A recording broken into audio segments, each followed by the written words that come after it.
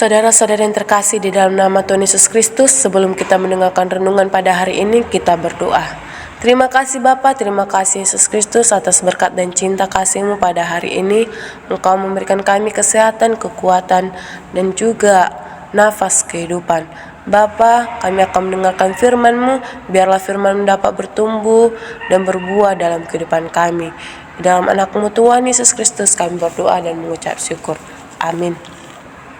Saudara-saudari yang terkasih di dalam nama Tuhan Yesus Kristus, renungan kita pada hari ini tertulis dalam Efesus 4 ayat 2. Hendaklah kamu selalu rendah hati, lemah lembut dan sabar. Tunjukkanlah kasih-Mu dalam hal saling membantu. Saudara-saudari, dari renungan ini kita melihat 4 sifat yang harus kita lakukan. Yang pertama, rendah hati. Rendah hati ini kita tidak egois. Kita mau mendengarkan orang lain dan lebih mengutamakan kepentingan orang lain daripada diri sendiri. Yang kedua, lemah lembut. Berbicara mengenai lemah lembut bukan saja hanya tutur kata yang lemah lembut, tetapi juga sikap kita terhadap orang lain. Yang ketiga, sabar. Kita harus sabar untuk menantikan yang terbaik dari Tuhan.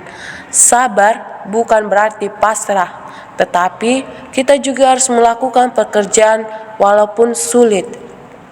Kita harus tetap bekerja melakukan yang terbaik di hadapan Tuhan, karena orang yang memiliki kesabaran diberkati Tuhan. Yang keempat yaitu tunjukkanlah kasih-Mu dalam hal saling membantu. Ketika mau membantu atau menolong orang lain, biarlah didasari dengan kasih agape. Kasih yang tulus, kasih yang berdasarkan dari Tuhan, kasih yang tidak menerima balasan. Saudara-saudari yang terkasih di dalam nama Tuhan Yesus Kristus, berbicara mengenai kasih sungguhlah sangat mudah. Di dalam 1 menit, kita bahkan dapat mengatakan kasih sampai beberapa kali. Namun, ketika diperintahkan untuk melakukan kasih, kita pasti akan berpikir terlebih dahulu sebelum melakukannya. Itulah artinya sesuatu yang dikatakan tidaklah mudah untuk melakukannya. Semakin jauh jarak kita antara perkataan dan perbuatan, kita adalah pribadi yang omong saja. Kalau kita mengintrospeksi diri kita, berapa banyakkah perkataan kita yang sudah kita laksanakan dan kita hidupi?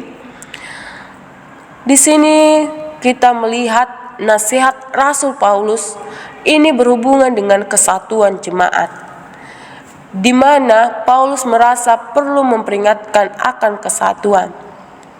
Rasul Paulus menyadari bahwa tidaklah mudah untuk menjalin atau merajut persatuan itu. Apalagi jemaat itu terdiri dari jemaat yang heterogen atau berbeda.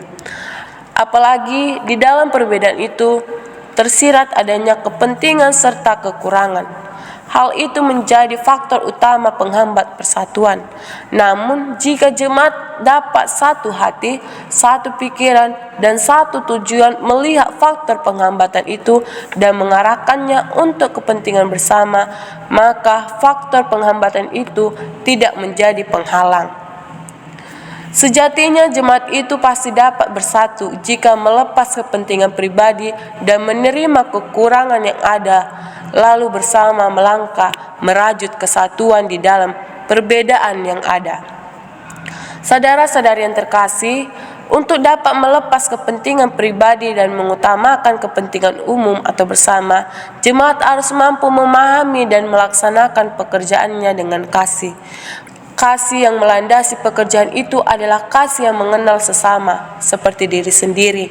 Kasih yang berasal dari Allah yang Esa, yang menolong dan melahirkan kehadiran Kristus di tengah dunia ini, serta kasih yang melandasi ajaran Kristus dan Roh Kudus.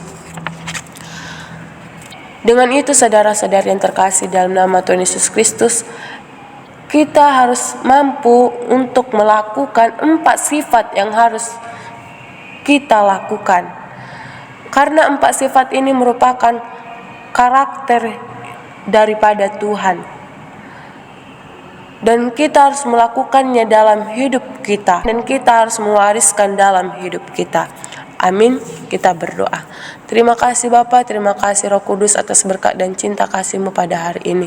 Bapa, kami telah mendengarkan firman-Mu, biarlah firman-Mu dapat bertumbuh dan berbuah dalam kehidupan kami.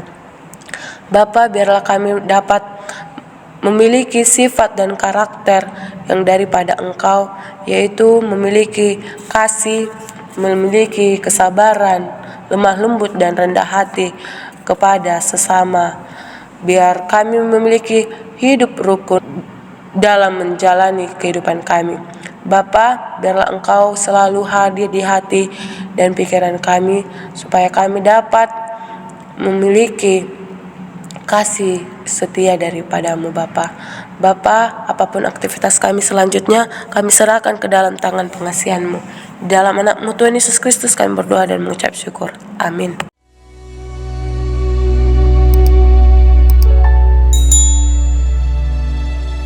Ku sadar ku ada di sini karena panggilan-Mu. Kau telah selamatkan, ubahkan hidupku. Kau telah memilih diriku menjadi hamba-Mu, melayani-Mu, menyenangkan-Mu. Oh, ku sadar ku ada di sini karena